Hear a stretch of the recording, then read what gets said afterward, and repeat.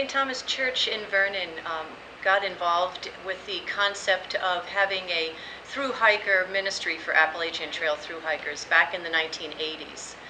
When we decided to build a larger church and move from our small chapel to a bigger church, our thought process was to design that church in order to provide hospitality not just to our neighbors in this community, but many of our neighbors who were on a physical journey and a spiritual journey, and those were the Appalachian Trail thru-hikers.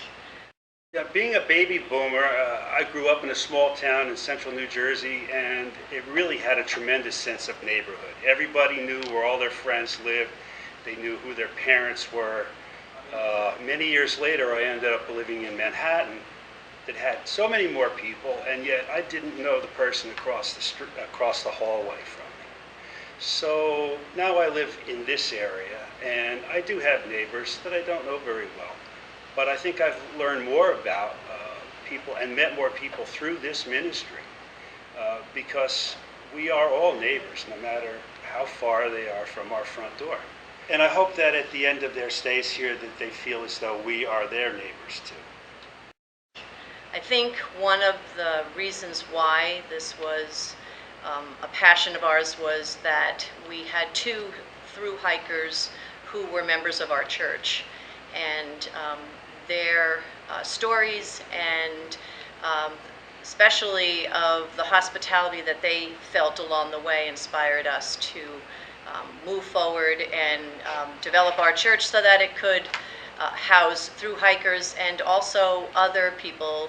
We are involved in an ecumenical program which throughout the year houses homeless families. As an agency, helps them find housing and also find work. What I found great in being involved with this is the people that I meet. I have met people from all over this country, as well as from Europe, South Africa, and they come from all over, United Kingdom. And just lately for our July 4th stay, a young man from Germany spoke excellent English, and he asked to stay a little bit extra so that he could participate in the festivities of July 4th.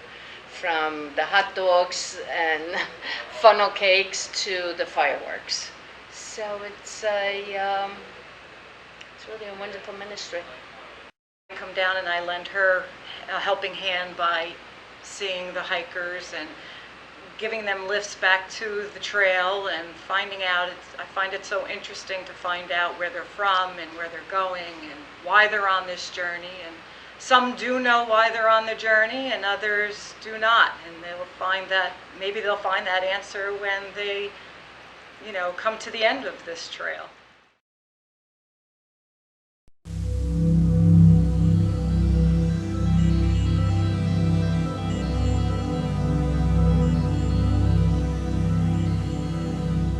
Hi, my name is Diane Stein, and I am the pantry manager of the Interfaith Food Pantry of the Oranges.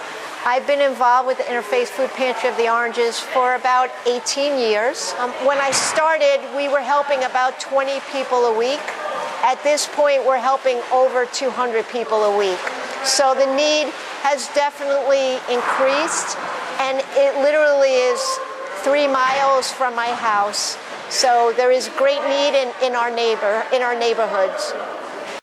I got involved in the food pantry about 25 years ago when our then assistant, Vicki McGrath, heard from the vicar of St. Mark's, West Orange, that they were starting a food pantry. So we started at St. Mark's in West Orange, and we thought we were doing a lot when we had 10 or 12 people come.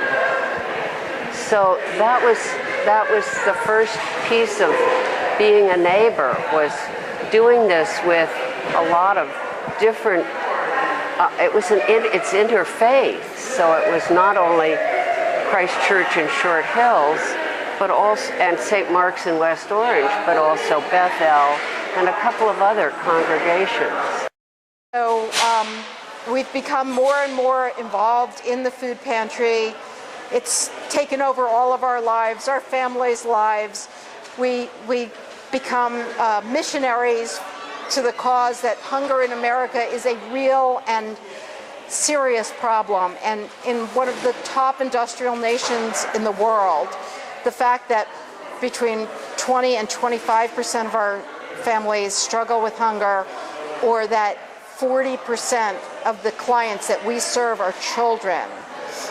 Those are staggering numbers, and I think it is critical that we continue this mission and try to help as many people as possible.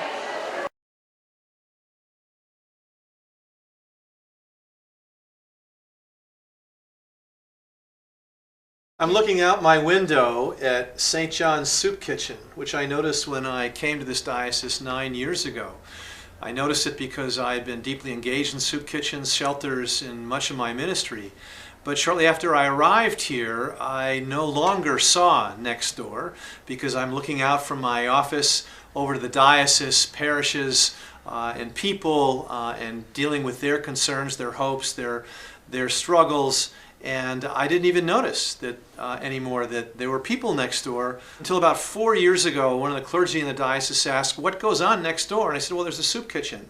And she said, "Let's go." So a whole group of us went over next door, not to serve, but to start having conversations with people who were there. I've been going ever since on a weekly basis, spending time and getting to know my neighbors.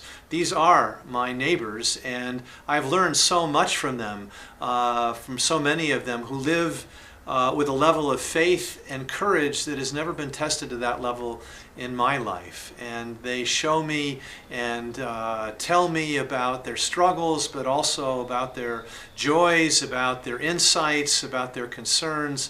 And we've come to know and trust one another. There are usually 5 or 6 of us that'll go over, and we start off in the kitchen, preparing the plates. You know, it's a very efficient assembly line. Randy Johnson is often on mashed potatoes, and Ginny will be, you know, dishing out beans or whatever the food may be for the day. And then we take the meals and you stack them up and take them out front. And then probably the most rewarding thing is handing out the meals to the folks that come by to get something to eat.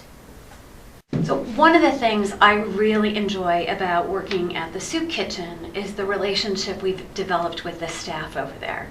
They are so impressive, serving 500 meals a day to men, women, and children. We work over there, our staff works over there one Thursday a month. And I really appreciate that it's become part of our staff culture.